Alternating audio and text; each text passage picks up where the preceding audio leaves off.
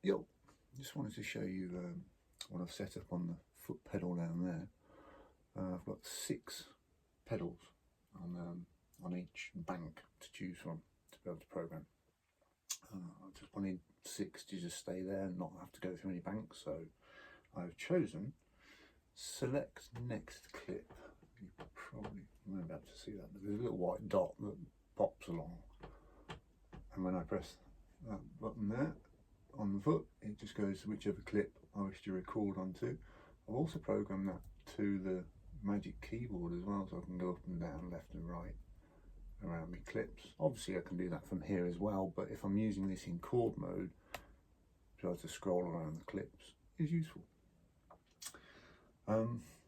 The next one is to record onto that, so let's synth again,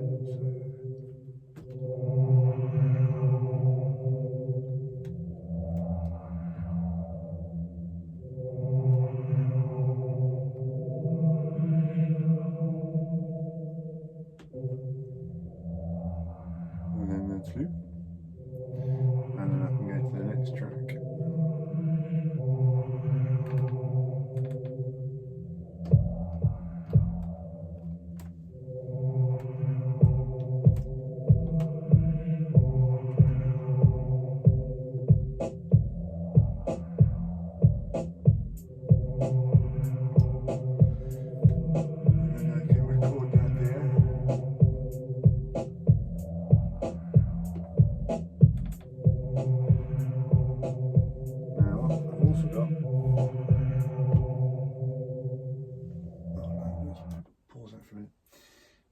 On the 5th button down there is to mute the drum and percussion channel. So if I play again,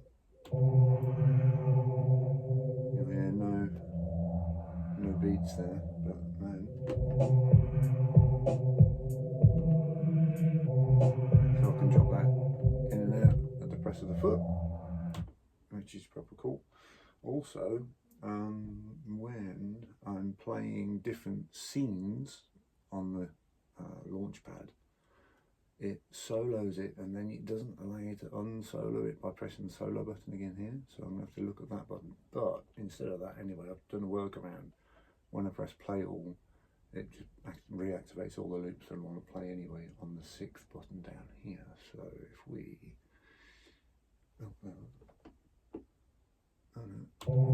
this is on sessions, let's go.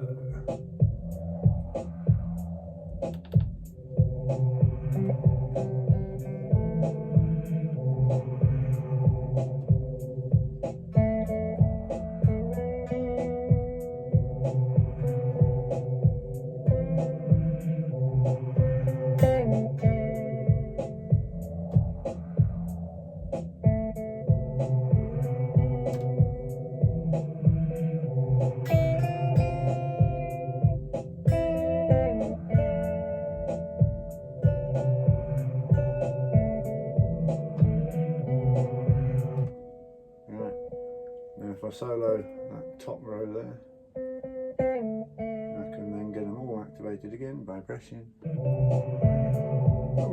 I also put that onto phaser. I also put that to phase align all the clips as well, so if I've mangled them up with double time, half time, reverse time, so thank you Inky for setting up those controls that I stole from your template. Yeah, it then puts them all back into phase alignment as well. So solo just those ones, and then I can mute the drums on that column as well within that row, reactivate that, reactivate them all, which is cool. But let's clear everything. What I want to show you as well is the middle 2 buttons. So we've got a clean signal just with a EQ on that one, and then the 2 middle buttons changes through presets, however many preset voices I want. I'll set it up to 4 at the minute, but yeah, between the 2 guitar channels I'll then have immediately 8 voices now, to be able to just use these two buttons to flick, scroll through. So this is a clean signal just with an EQ. We've got then bass.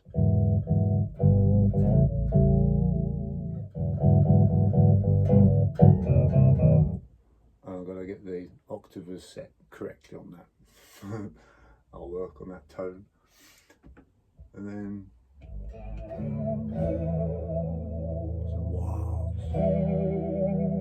Was it chorus and flange, I think, on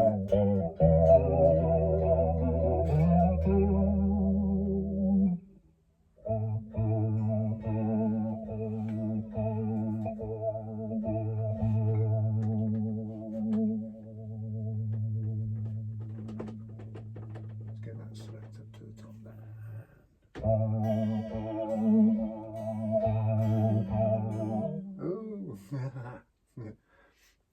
amateur. Right, ignore that.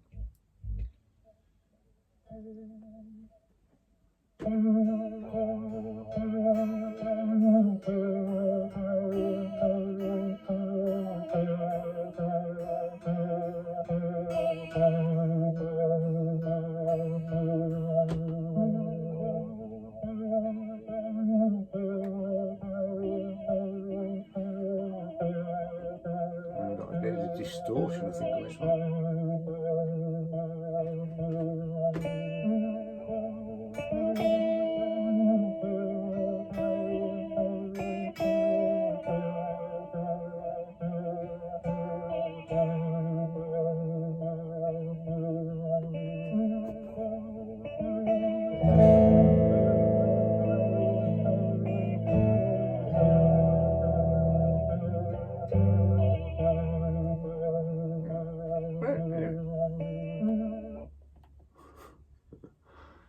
So yeah, let's actually go into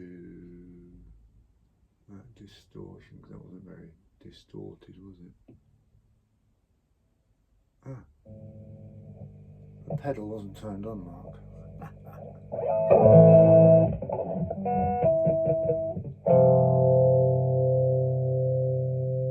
Oh yeah, that's another thing I need to do. Will be right. I need to. You can see there I do one knob on the volumes and it turns down 4 channels. So I need to do that to those there, because that way the one volume for guitar turns down the 4 different instances of the guitar channel, which I've put an instance of tone stack prone on each one to be able to get the tunes. So if I go midi there, that one there, that will be guitar 3, and then that one there will be control 3, yeah, and then that one, that should now,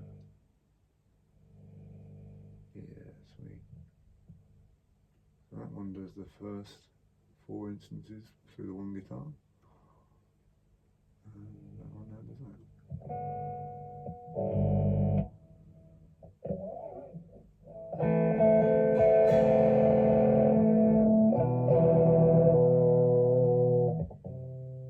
There's nicer distortions than that.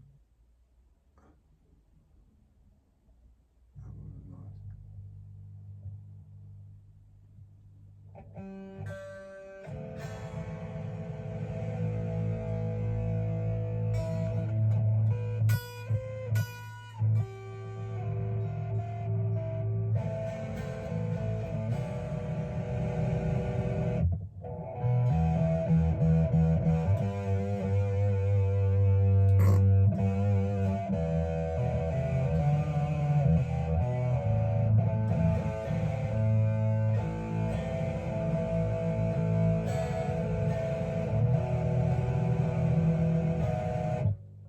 So yeah, that's a lot of distortion, isn't it? Let's go to the clean signal.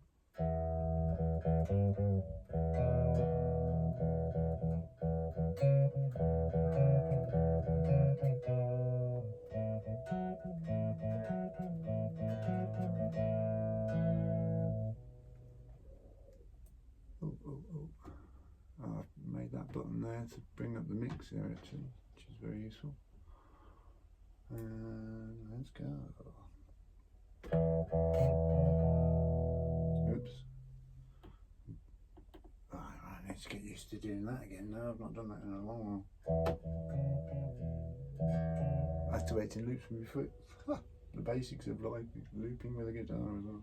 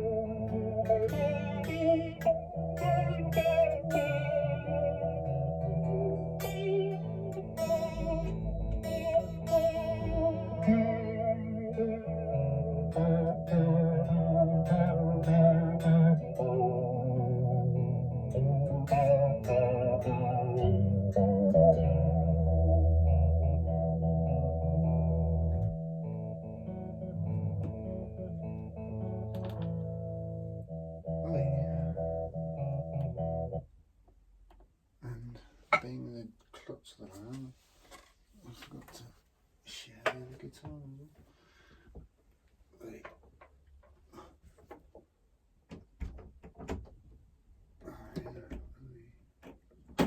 need to sort out where I route my cables so I don't get in a spaghetti mix. Oi.